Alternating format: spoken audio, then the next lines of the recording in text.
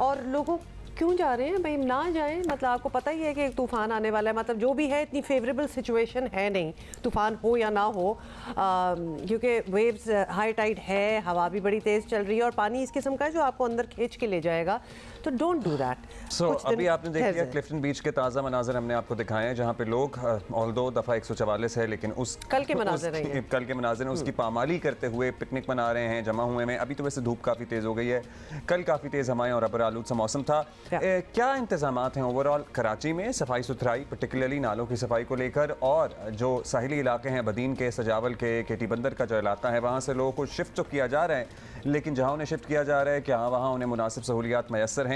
क्योंकि कल हमने कुछ ऐसी खबरें सुनी थी, दिखाया भी था लोगों का इंटरव्यू, तासुरात उनके कि गैर मुतमईन हैं लोग, जहाँ पानी नहीं था बाज़ सेंटर्स में, बाज़ जगहों कुछ और मसला था।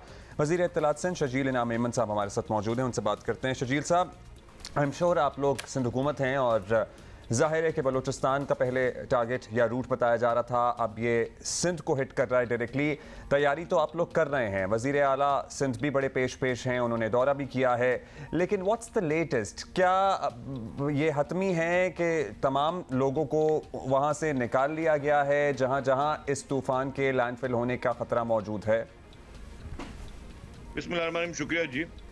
बिल्कुल, जैसे ही ये एक इत्तला आई कि जी अब ये साइक्लोन जो है वो सिंध की तरफ आ रहा है, तो डेफिनेटली चीफ मिनिस्टर साहब ने प्रिवेंटिव मेजर्स लिए, खुद विजिट भी की और तमाम जो भी इंतजामिया थी उनको सबको मुतहरिक किया, और पहली प्रायोरिटी यही थी कि लोगों को इवैक्यूएट किया जाए। अच्छा, अभी तक जो है टोटल कोई 75,000, पहले कल तक की जो फिगर थी कि 48,000 की पॉपुलेशन जो है वो वल्नरेबल है, लेकिन फिर कल रात तक जो लेटेस्ट जिस तरह पानी बढ़ता गया मुख्तलिफ जगहों पर, ये 75,000 की पॉपुलेशन जो है वो वल्नरेबल हुई। अब उसमें से अभी तक 60,000 लोग जो है वो निकल चुके हैं, 60,442 लोग जो, ये मैं रात को 12 बजे तक रिपोर्ट बता रहा हूँ, मॉर्निंग वाली रिपोर्ट अभी तक मेरे पास पहुंची नहीं है। तो उसमें 60,442 जो है लोग उनको इवैक्यूएट किया गया, जिसमें से 60,000 में से 40,682 लोगों को गवर्नमेंट ने इवैक्यूएट किया है, और 19,760 लोग जो हैं वो खुद जो है उन्होंने अपने रिश्तेदारों के और करीब जगहों पर गए हैं।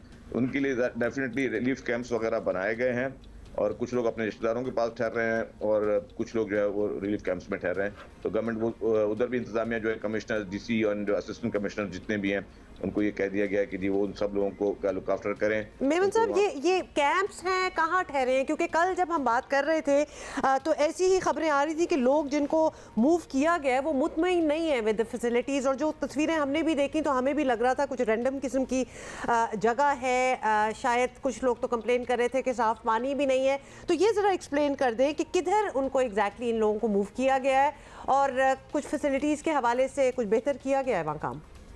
देखिए जी, आप बिल्कुल ठीक बोल रही हैं। 100% घर वाली फैसिलिटी तो किसी को रिलीफ कैंप पे नहीं मिल सकती, क्योंकि वो ह्यूमनली पॉसिबल नहीं है।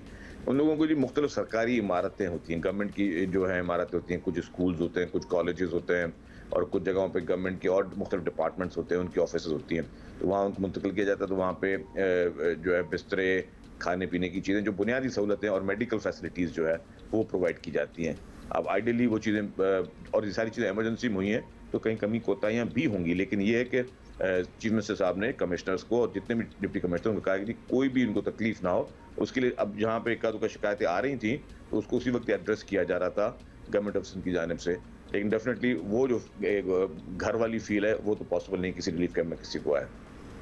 अच्छा शजील साहब, आपसे ये भी जानना चाहेंगे कि ऑल्दो कराची के साहिल पे इस तरह से तूफ़ान के टकराने का ख़तरा नहीं है, लेकिन यहाँ शदीद बारिश की पेशगोई की गई है। ये भी बताया जा रहा था खुदा खास तक क्लाउड बर्स्ट हो जाता है, हो सकता है, और आपको पता ही है पहले भी इस शहर में उतनी सलाहियत नहीं है बारिश संभालने की, और अभी तो वैसे ही शहर का सदर्न इलाका सारा उखड़ा पड़ा है। क्या तैयारी है? नालों की सफाई हो गई, ज़्यादातर KMC के अंडर आते हैं, लेकिन फिर भी आप चूँकि सिंध हुकूमत को रिप्रेजेंट कर रहे हैं, हम आपसे पूछना चाहेंगे क्योंकि आपने क्या ओवरऑल सूरत हाल को देखा है, आप लोग इसका जायज़ा ले रहे हैं कि हाँ जी नाले साफ़ हैं, अगर बारिश होगी तो पानी निकल जाएगा, रुकेगा नहीं, सड़कें नहीं भरेंगी? देखिए जी, बिल्कुल जैसे इत्तला से पहले भी मानसून का सीज़न था तो चीफ मिनिस्टर साहब ने पैसे रिलीज़ कर दिए थे KMC को और बाकी DMCs को कि जी आप लोग अपने जो है वो डीसिल्टिंग का काम शुरू करें, और डीसिल्टिंग जो है वो गवर्नमेंट ने करवाई है। KMC को भी उसके पैसे दिए गए और DMCs भी कर रहे थे। उसमें लोकल गवर्नमेंट डिपार्टमेंट जो है वो भी बड़ा एक्टिवली उसने पार्टिसिपेट किया है। पहले ये था कि जी यहाँ पे कराची में बहुत ज़्यादा बारिश आ सकती है, लेकिन फिर ये था कि जी 100 मिलीमीटर, फिर क्लाउड बस्ट और फिर 60 मिलीमीटर।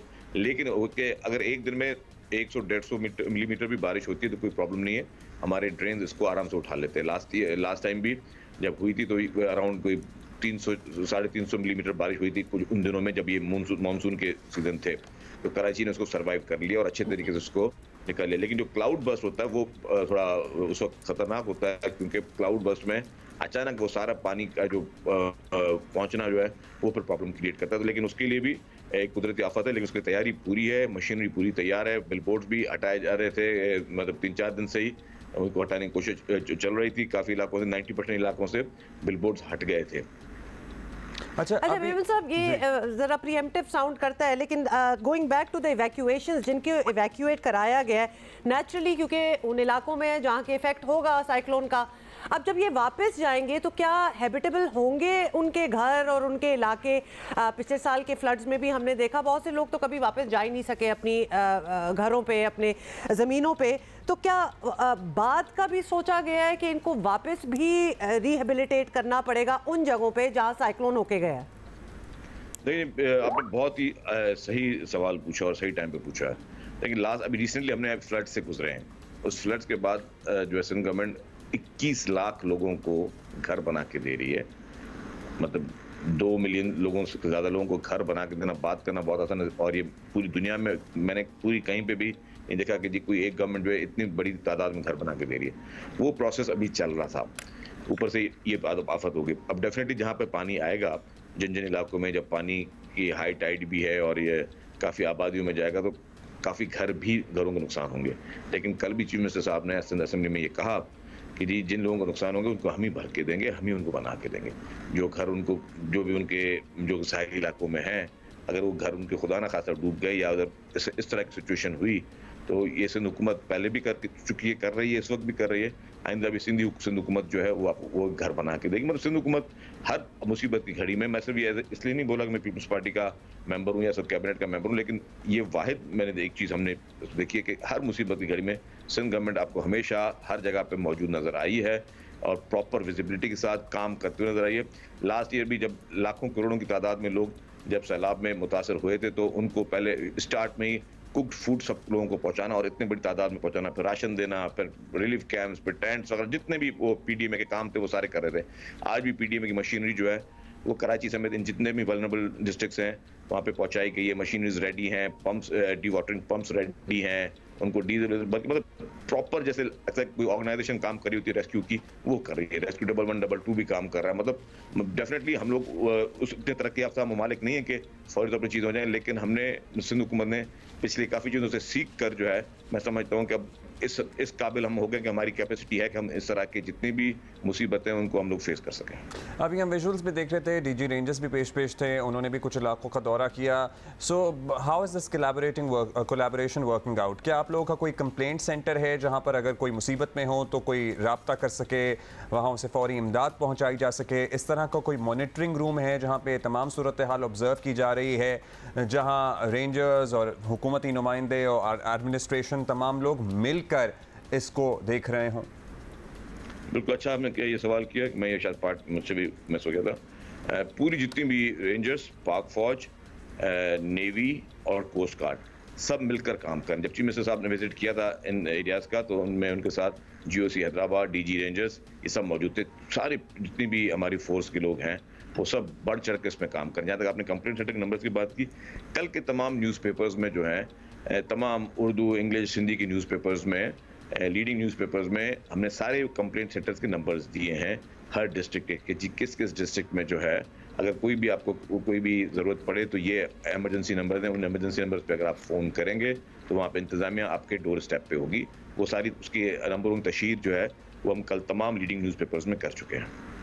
अच्छा मेमन साहब, आप चूंकि हमारे साथ हैं तो आपसे ये भी सवाल कर लें, चूंकि half of Karachi is dug up, south की तो हम बात कर रहे हैं, लेकिन और भी बड़े इलाके हैं जिनमें खोदाखादी हुई हुई है, ऑब्वियसली तरक्याती काम हो रहे हैं। जो भी हो रहा है it is taking a lot of time. अब मौसम वो आ गया है कि साइक्लोन ना भी आता तो मानसून ने तो स्टार्ट हो ही जाना है। पिछले कुछ सालों से हम देख ही रहे हैं कि क्या हाल होता है। Is it going to be completed any time soon? क्योंकि आपको पता है कि यहाँ जब काम स्टार्ट होते हैं तो वो कभी कभार बस खोल के बस छोड़ देते हैं और काम वो कंप्लीट नहीं होते हैं। इसमें ऐड कर रहे हैं क्योंकि लोग चलते फिरते हैं, हमसे भी आपको पता है, हम सहाफ़ी हैं, सवाल पूछते हैं कि जो पूरा डीएचए क्लिफ्टन का इलाका है, ये कैसे अचानक बारिशों से पहले फैसला किया कि सारा का सारा वक्त खोद दिया जाएगा? Seemed like it was a very hurried decision और obviously अब तो बारिशें आने वाली हैं। And people generally don't understand कि कौन सा इलाका कौन सी जुरिस्डिक्शन में आता है। वो हुकूमत सिंध को ही मोरद इल्ज़ाम ठहराते हैं इस सारी सूरत हाल का। देखिए जी, कराची की आबादी में मतलब मुख्तलिफ जुरिस्डिक्शंस हैं, मुख्तलिफ फेडरल गवर्नमेंट और प्रोविंशियल गवर्नमेंट की इसमें जुरिस्डिक्शन आती हैं, कहीं कहीं लोकल गवर्नमेंट की जुरिस्डिक्शन आती है। जहाँ तक आपने डिफेंस की बात की, डिफेंस ने तैयारी की हुई थी कि जी उनकी एंड ऑफ जून तक या फर्स्ट वीक ऑफ जुलाई तक जो भी वहाँ पे डेवलपमेंट का काम हो रहा है, नालाज वगैरह बन रहे हैं, उनको जो है वो कर दिया जाए। लेकिन ये जो वार्निंग आई है प्री मानसून आई है, जो सब साइक्लोन की आई है, तो ये एक अचानक आ गई। लेकिन फिर भी डीएचए अपनी तरफ से पूरी कोशिश कर रही है कि जी वहाँ पे खुदा न खासा कोई नुकसान ना हो। बाकी जहाँ पर केडीए की या केएमसी की जुरिस्डिक्शन है वहाँ पे काम चल रहे हैं।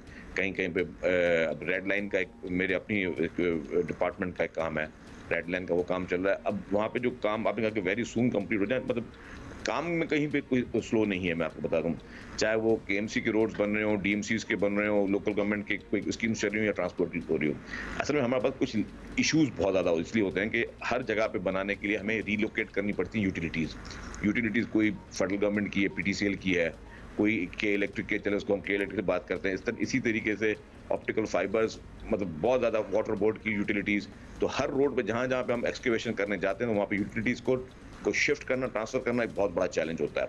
उसमें हमारा मैक्सिमम टाइम वहाँ पे हमारा वेस्ट हो रहा है। अदरवाइज मतलब कॉन्ट्रैक्टरों के मतलब ये नहीं कि गवर्नमेंट पर पैसे नहीं है, गवर्नमेंट ने कॉन्ट्रैक्टर्स को पैसे दिए हुए हैं, ट्रांसपोर्ट तरीके से वो सारे काम दिए हुए हैं लोगों को, लोग काम करें। फिर उसमें देर क्यों? देर सिर्फ ये है कि यूटिलिटीज़ का ट्रांसफ़र जो है वो फिर एक डिपार्टमेंट, एक एजेंसी को साथ जो वो प्रोसेस है दैट इज़ टू लॉन्ग, और फिर कभी उनको भी आगे जगहें चाहिए। मतलब ये थोड़ा टाइम लगता है। बट अगेन गवर्नमेंट की पूरी ये विल है कि इन सारी स्कीम्स को जल्दी कंप्लीट किया जाए ताकि लोगों को सहूलत मिले। ये जितनी स्कीम शुरू की गई है लोगों को सहूलत देने के लिए मिली है, कराची के लोगों को वो फैसिलिटी देने के लिए मिली है, तो इसीलिए अच्छा, फैसिलिटीज़ की आप बात करें शजील साहब, आपने ऑल्दो आप हमारे पास इस वक्त सूबाई वज़ीर इत्तलात की हैसियत से मौजूद हैं, लेकिन ट्रांसपोर्ट का चूँकि महकमा आप ही के पास है और आपने रेड लाइन का जिक्र किया, तो हमने सोचा मौका गनीमत जाने और पूछ लें। लोग ज़ाहिर खुश भी हुए और सहूलत भी मिल रही है। जितना भी बसेस का सिलसिला आप लोगों ने शुरू किया, ऑल्दो बहुत देर से शुरू किया, लेकिन ये इतने बड़े शहर के लिए और इतनी बड़ी आबादी के लिए अभी काफ़ी नाकाफ़ी है। काफ़ी नाकाफ़ी है।